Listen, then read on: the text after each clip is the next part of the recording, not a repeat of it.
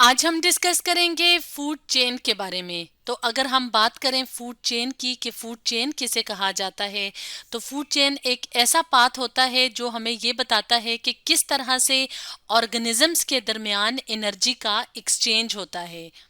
यानी किस तरह से एनर्जी जो है वो एक ऑर्गेनिज्म से दूसरे ऑर्गेनिज्म में जो है वो एक्सचेंज होती है।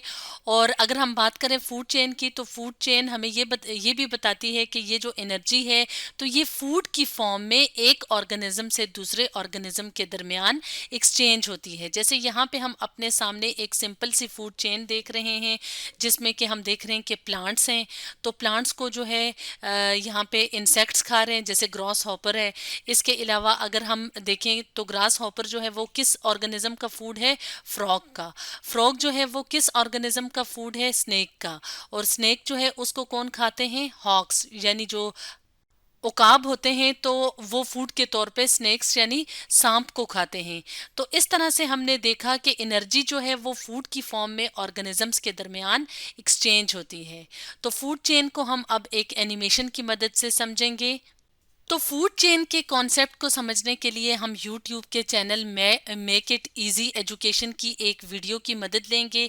तो चलिए वीडियो को प्ले करते हैं और इसको फुल स्क्रीन में कर लेते हैं। तो जैसे यहाँ पे हम बिल्कुल एक सिंपल सी फूड चेन देख रहे हैं जिसमें हम देख रहे हैं कि घास है, यानी कि ये क्या है? ये प्लांट्स होते हैं जो अपना फूड खुद प्रिपेयर करते हैं।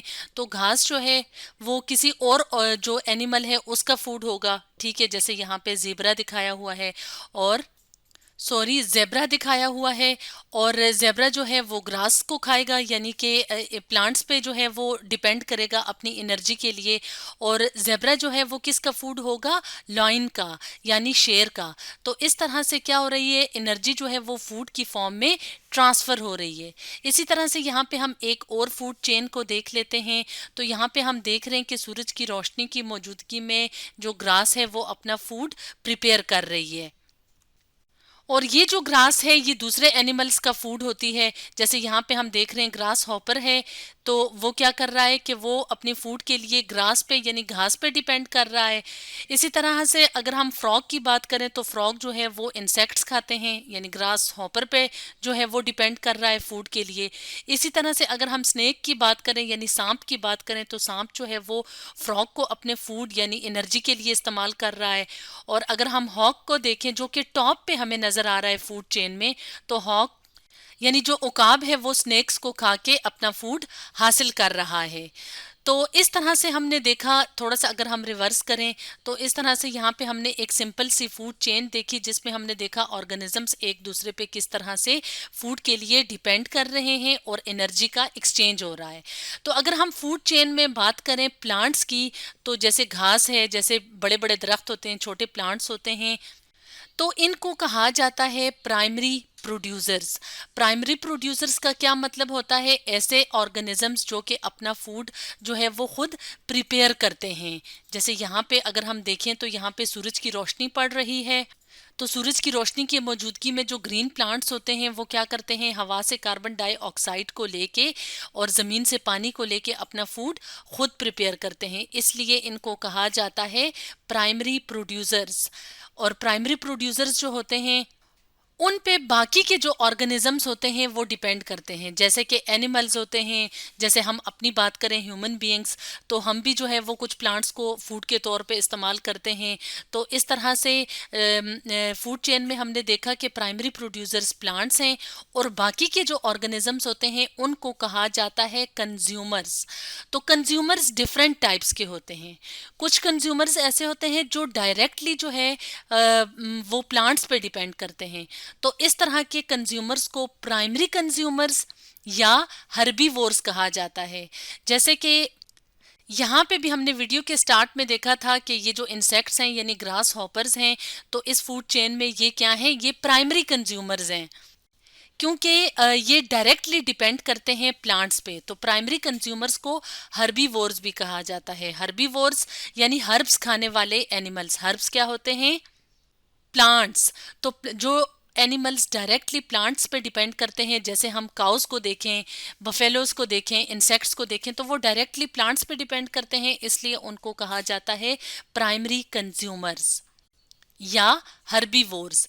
इसके अलावा हम देखेंगे कि और कौन से कंज्यूमर्स की टाइप्स होती हैं।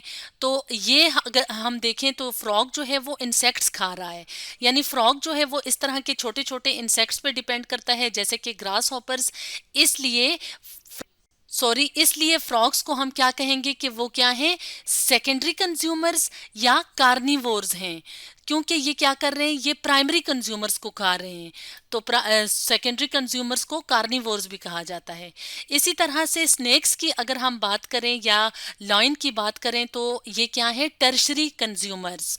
जैसे यहाँ पे इस फूड चेन में, जैसे ये वाली फूड चेन जो हमने यहाँ पे एग्जाम्पल के तौर पे रखी है, तो यहाँ पे जो सांप है वो क्या है, वो है टर्शरी कंज्यूमर, क्योंकि वो क्या कर रहा है, सेकेंडरी कंज्यूमर को फूड और एनर्जी के तौर पे इस्तेमाल कर रहा है। तो दोबारा से इस एनिमेशन को प्ले करते हैं और देखते हैं कि और किस तरह के, और जो टर्शरी कंज्यूमर्स हैं उनको कार्निवोर्स भी कहा जाता है।